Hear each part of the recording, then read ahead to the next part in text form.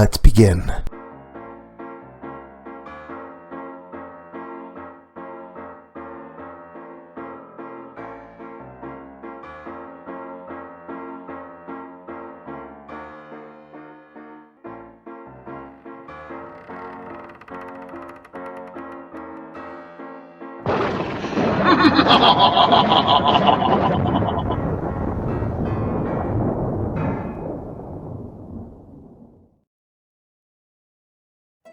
Hey there, my super scary story fanatics! Welcome back to Cleaving Thought from Bone with your host, Sociopathic.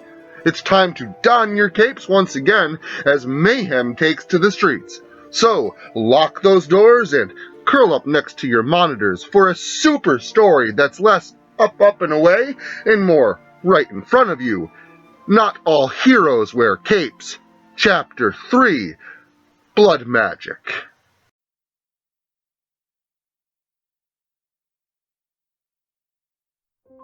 The God's Hand was a criminal on the run, a murderer that had coldly taken the life of a kind and generous man.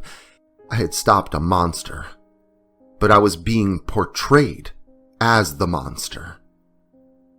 I had taken note of the daughter of the machine, Charles McFlynn, a redhead, green eyes, curvaceous body, drop dead gorgeous. I wouldn't have any trouble remembering this woman. I needed to remember her, because I needed to steer clear of her at any cost. I decided to give the God's Hand a little vacation while I waited for everything to quiet down around my workplace, around me. The police questioned everyone in my building, including myself. They didn't have any reason to suspect me when they came in, and I'm pretty certain they left the same way. I was clear for the time being. The powder blend room, where I had stopped the man I called the Machine, had been shut down and taped off by police. It was a crime scene and no one could enter. That is, until we had an unannounced visitor a couple days later. Hey everyone, come over here, I'd like y'all to meet someone. My boss yelled to the group of us working in the area. I turned around to see where my boss was yelling from, and then my heart sank into my stomach, hitting like a stone thrown into a metal bucket. I could feel the anxiety rush through me, weighing me down with fear of what was to come. I could feel myself begin to perspire, sweat rolling down my temples and across my cheek as I saw the woman from the news standing there beside my supervisor. And worse yet, people were lining up and taking their gloves off to shake her hand and offer their condolences. I mean, it was nice to offer their sympathy, but I certainly couldn't shake her hand. I sucked it up and made my way over to the group of people gathered around the woman whom had lost her father in the building. None of these guys were there. None of these guys saw what happened and what kind of monster her father was. And those that did weren't even sure what they had seen.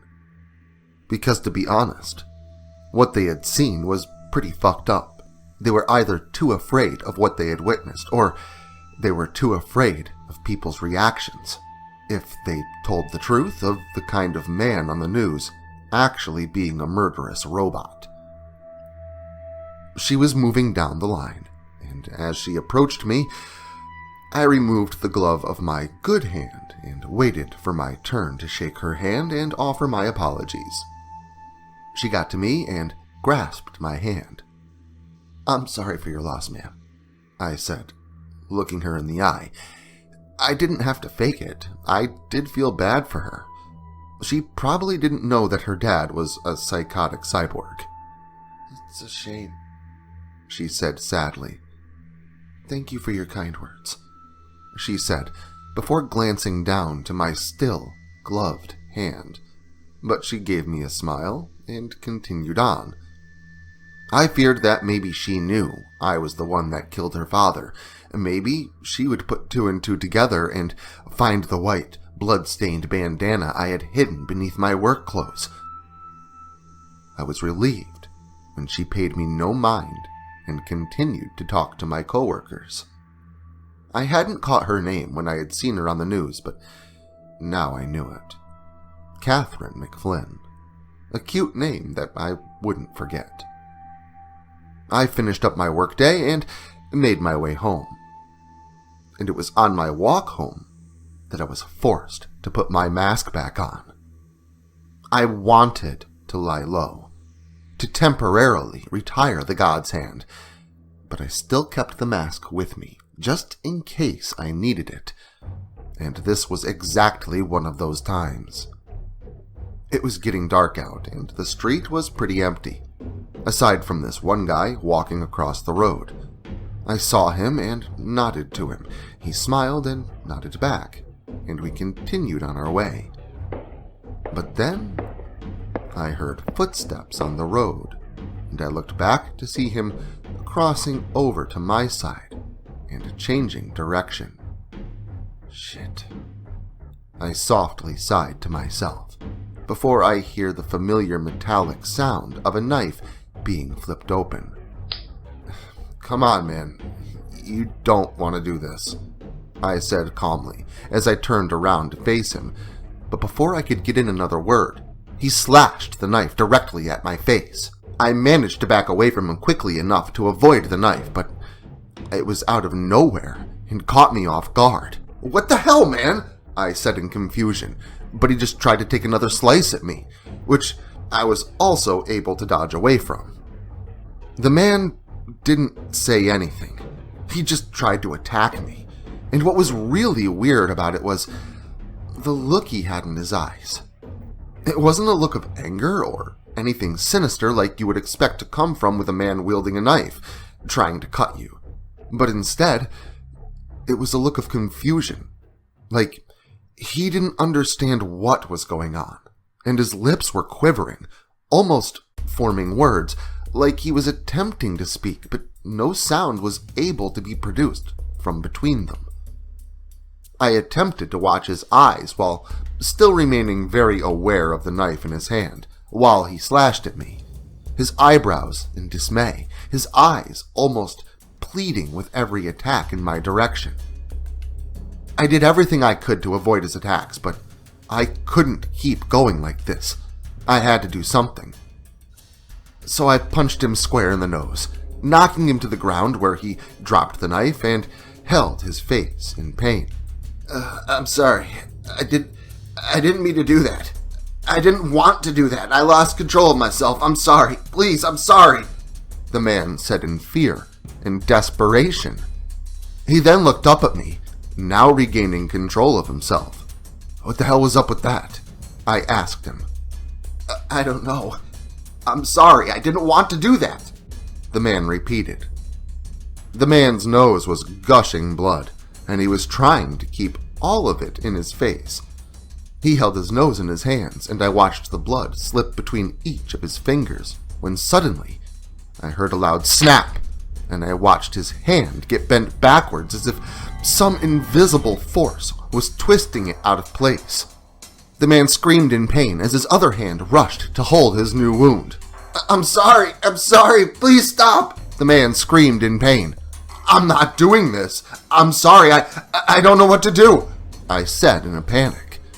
His hand bent further backward, and where I expected the blood to flow off of his hand and drip down to the floor, instead, it formed a liquid bridge between his face and his hand.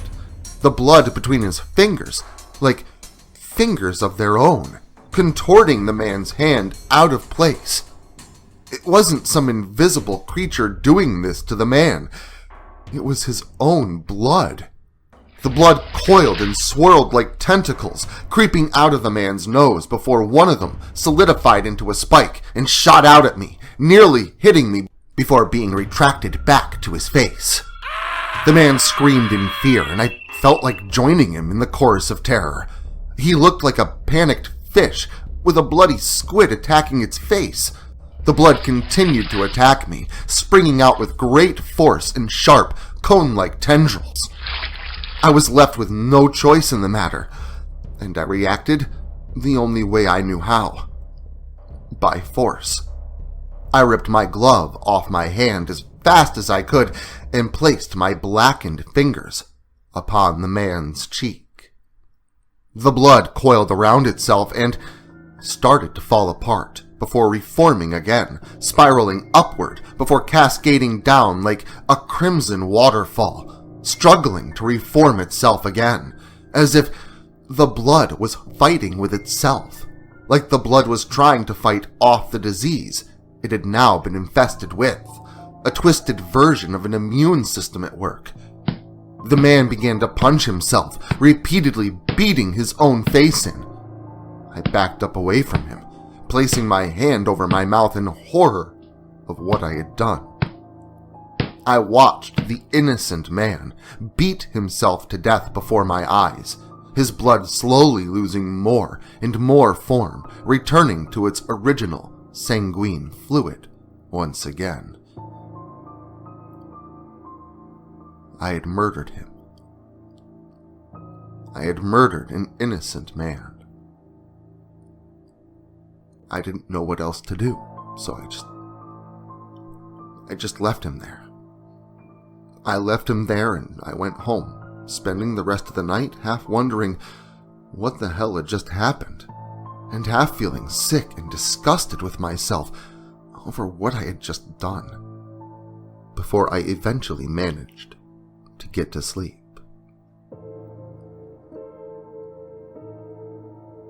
The next morning, I was instantly reminded of the night I wanted to forget.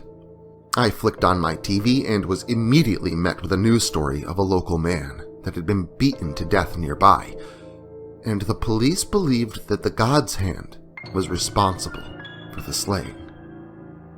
Again, I was being painted as the villain in all of this, and again, I was leaning towards agreeing with them. Then the woman that had it out for me appeared on the screen.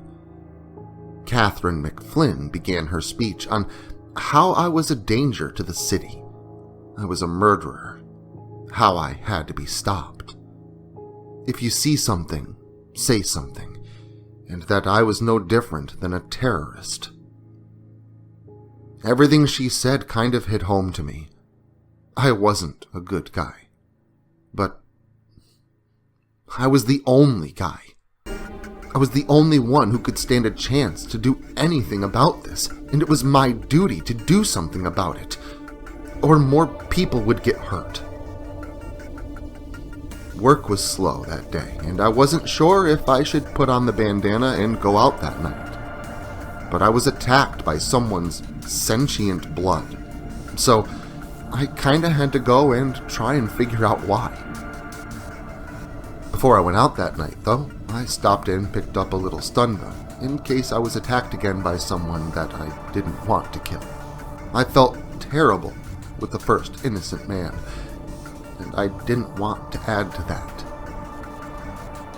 When the night rolled around, I hit the streets once again, but surprisingly, I didn't find much happening at all. It was a pretty calm night, and I spent most of it just walking around aimlessly. It was so quiet that I was getting bored and was about to go home when two men appeared from the shadows and stepped in front of me. "Excuse me," I said politely, trying to pass by them, but one of them put his hand on my chest and pushed me back without saying a word. "Come on, guys. I was just heading home. We should all just head our separate ways," I added, but there was no reply, only silence.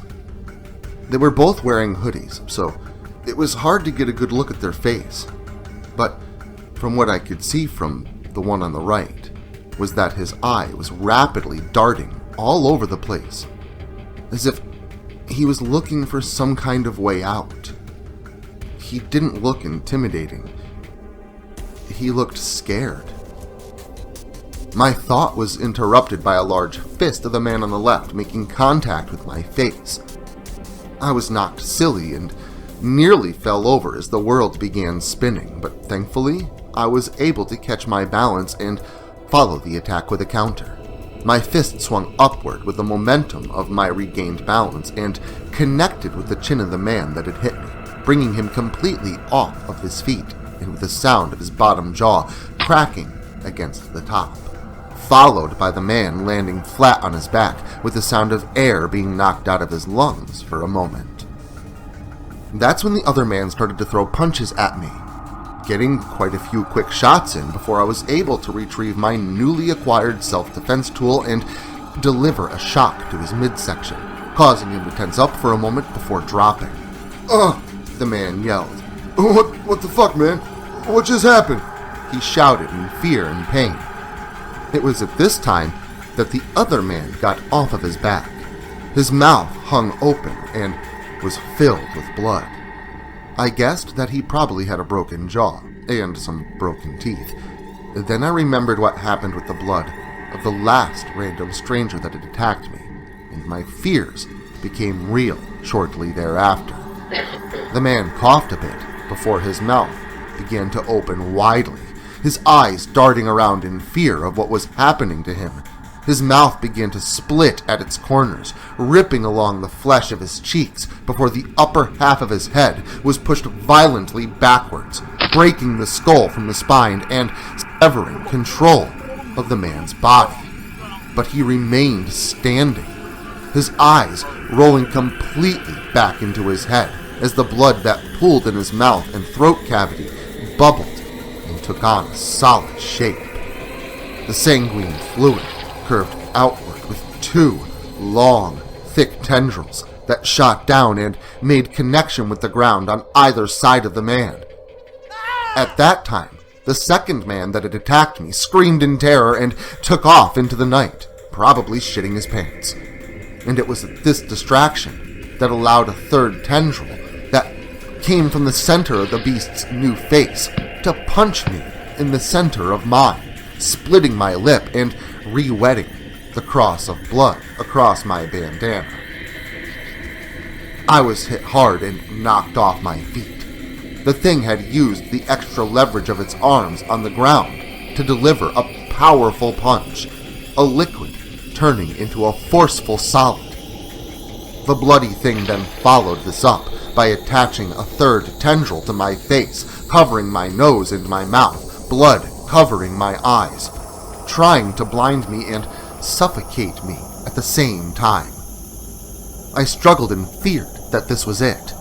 I was going to be killed off by suffocating in someone else's blood. I did all I could think of doing.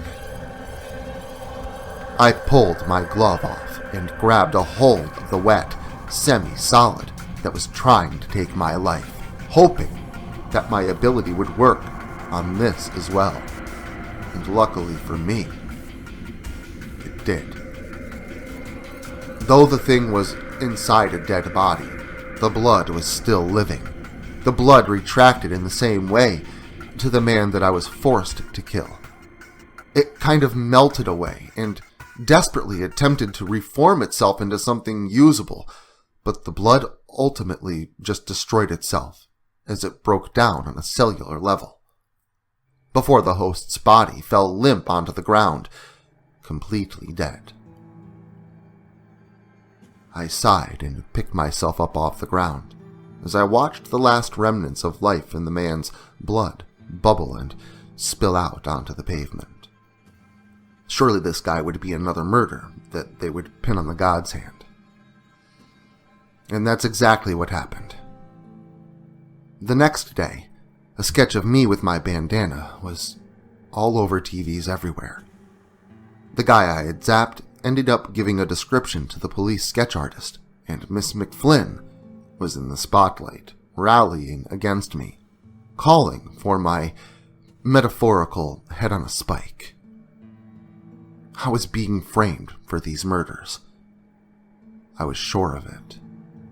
Someone was controlling these people through their blood and using them as pawns in their sick little scheme to end me.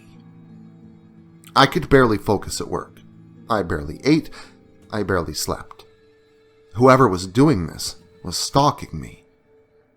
For the first time, I was unable to find them. But they easily found me. They knew who I was. They probably knew where I lived, and they could strike at any moment. I wasn't safe anywhere, and I was becoming more and more paranoid with each passing day. Waiting for the next random damn soul to attack me with no intention. Then, finally, another attack came. I came across the old vagrant that I had met weeks beforehand, after pulling him out of a screaming fit of terror. I had saved him from the worst dream of his life, after he had been thrown into it by that nightmare girl. I found him coming out of an alley, and I went there to greet him because I had become closer with him over the past few weeks, speaking to him here and there on my travels. The guy's name was Walter. Nice guy that got dealt a rough hand. "Hey, Walter, how's it going?" I said through my bandana. I got no response. "Hey, man, what's up?" I asked him. Still, no response. It was at that time that I recognized the look in his eyes. Confusion, fear, sorrow. Then there was Walter's fist coming right at me. Thankfully, this time I was ready. I pulled the stun gun out from my pocket and delivered a good shock to Walter's torso. "Ugh!" he yelled out in pain before toppling over to the ground. I quickly rushed to his side and rolled him over onto his back. "Walter, hey, Walter, are you alright?" I asked him. No response. I shook him and called his name once again, but still no reply. I checked for a pulse, and I suddenly fell backward for a moment in shock. His heart wasn't beating. I swiftly began attempting what little I knew of CPR on him, pumping my palms down onto his chest in an attempt to restart his heart, tilting his head back and plugging his nose so that I could breathe air into his lungs, hoping that I'd be able to jumpstart his own life system. I struggled for quite some time before I realized that it was no use. He was dead. My friend was gone. I stumbled backward to sit onto the ground, resting my elbows on my knees and holding my head in my hands, my vision going blurry from the occasional tear that pooled in my eyes. The shock I delivered to him was too much for his heart to take, and it stopped. "How does it feel?" A familiar woman's voice spoke from the shadows. "What? Who's there?" I yelled out angrily as I jumped to my feet. "How does it feel to lose someone you care for?" the woman asked. "What the fuck?" I yelled, more pissed off now than ever. "You took away the only family I had." The woman spoke again. "Who are you? Why don't you come out?" I yelled again, looking around into the darkness around me. "You killed my dad. He was the best of us, you know," the woman said sorrowfully as she stepped out from the shadows. I felt pretty dumb for not recognizing her voice. It was Catherine McFlynn, the daughter of the machine that I was forced to put out of commission. She now stood before me, her makeup a bit runny from tears, and her eyes glistening with the moisture of her sorrow. She wore a red, split dress that hung down to her ankle over one leg, while completely revealing the other up to her thigh. The crimson hue of her garb reflecting the sanguine nature of her dark ability. You've been controlling all these people?" I asked her pleadingly. "But why? They were innocent," I questioned her. "No one's innocent," she replied. "You killed them! You killed my friend!" I yelled at her. "I killed them?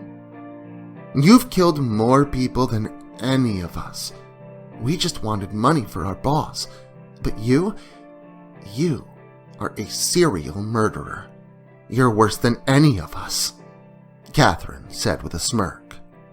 "And I'm pretty sure they were your victims, not mine," she said, looking me dead in the eyes, taunting me to attack.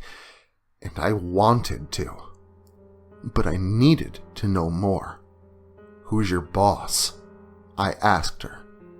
"You think I'm gonna tell you that? You really are dumb," she said mockingly. I knew she wasn't going to answer my question, so I decided to try and ask a different one that perhaps had the same answer. "Who is the handyman?"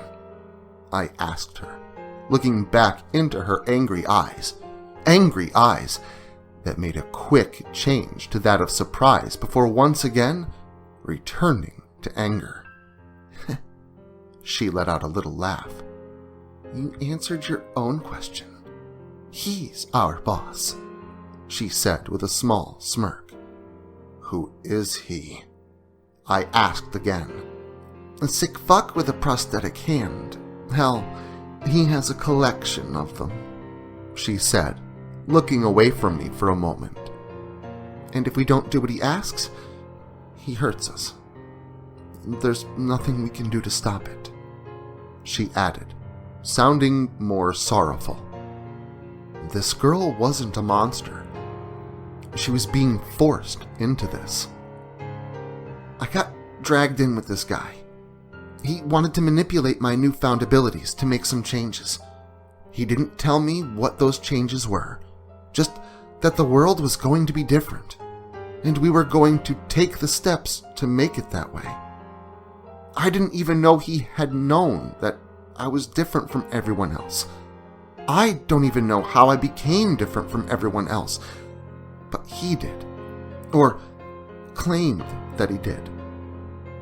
I don't know if it's true or not," Catherine explained with a sigh. "I don't even know why I'm telling you this. I don't like you. You aren't going to help me. My father was only doing any of this to protect me. And you killed him. You killed him!" she yelled at me, before flying suddenly into the air. She hovered several feet off the ground, controlling the blood within her body, and used it to achieve flight. The woman then used a hidden blade to begrudgingly slice open both of her arms midway between the wrists and the elbow in order to let her blood flow freely so that she could manipulate it. The sanguine fluid ran out of the Blood Witch's arms and branched out into several red tentacles that broke away from her arms and flowed out in a semi-solid fashion to make contact with about a dozen objects around her, lifting them up off the ground to join her in the air. A few metal garbage cans, a bicycle, a mailbox was torn out of the sidewalk around it. Even a tree was uprooted from the soil beneath it.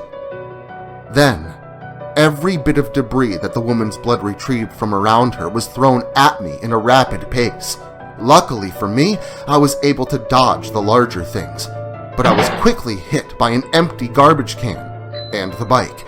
But luckily, she missed me with the following manhole cover. Though everything was thrown with just a small tendril of blood, it still had quite an impact, and I was beat up pretty bad from the two objects I was hit with. I was able to make my way out from under the small pile of metal that I was under, picking up the lid of the garbage can that had hit me in the process and throwing it at her like a giant metal frisbee, where it struck her square in the face, knocking her off balance and causing her to lose control of the tree, which swung wildly into a car, smashing it beyond repair. I doubt that guy's car insurance covers acts of freaks of nature. I took advantage of a sudden loss of balance to jump off the ground and land a strike into her side, which is enough to knock her out of the air and down onto the pavement. I didn't even like having to attack a woman, but I had no other choice. "Stop!" I yelled, I'm sorry I killed your father, but I had to. I had no other choice, I explained. No other choice? You had no other choice? You could have just let my dad do his job. You're a monster, she yelled at me once more, blood running down her face. Blood that began to bubble as if it were boiling, peeling her face away with it, allowing for more blood to gush from her face. Her once pretty eyes popped from their sockets, moving upon appendages of blood and gore. Her cheekbones and parts of her cranium cracked open, and the bloody flesh within grew outward, her head growing 2 to 3 times in size in places, while remaining fairly normal size in others, where her skull was still constricting around the swollen, bloody flesh. Small snakes of gore shot out from the exposed muscle, all of them twisting and curling in an unnatural fashion. Her jaw then split open like the mandibles of a spider, worms of blood splitting out from between her pearly, white teeth. Her flesh split down her chin and down between her breasts, where more tendrils of blood and gore sprung outward, leaving her a writhing mass of blood upon a dangling body. The tentacles lashed out at me, and the ones that managed to hit me split my skin open like the end of a whip, causing me to bleed as well. But thankfully, her abilities had no sway over my blood. Maybe because I was like her, a monster. Or maybe because my powers counteracted hers, attacking the blood like a virus. I couldn't get anywhere even close to her without a bloody whip being thrown my way. I didn't know what to do, but I remembered what happened when I shocked the man with my stun gun, how he was no longer under her control afterward. So, I did the best I could to shock every tendril that came toward me, each of them falling in pools of gore upon the ground when I shocked them, returning to their natural, liquid state. I wasn't able to get every one I tried for, though. Many of them managed to get through, cutting me up pretty badly, but it was enough to allow me to get close to her, close enough where I was able to remove my glove and place my dark hand upon her body. The tentacles of flesh and blood all stiffened up and turned completely rigid before crumbling away like ash from a black snake on 4th of July.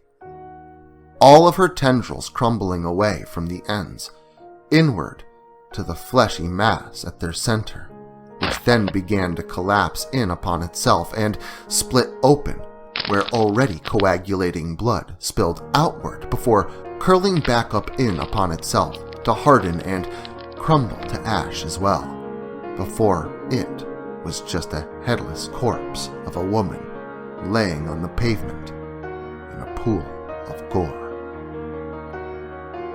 Another victim of the God's Hand killer, the father and the daughter, both slain by the madman in the cross mask. I knew I was a monster. I knew I would take the blame for this as another murder. There wasn't anything that could be done about that. But I walked away feeling accomplished, despite how disturbing that may sound. I knew something. I knew a little more about who might have some answers, and I intended to find him. But first, I figured I should probably get tested. I mean, over the last few days, I had dealt with a lot of blood. Well, when it's hand over hand with superpowers, who knows who will end up on top? But when one simple touch manifests such personal evil, the caress of the devil may impact more than you desired in the end. But make sure you end next week with returning once again. And until then, make sure to like, share, subscribe, and turn on notifications so I can catch you all again next Saturday.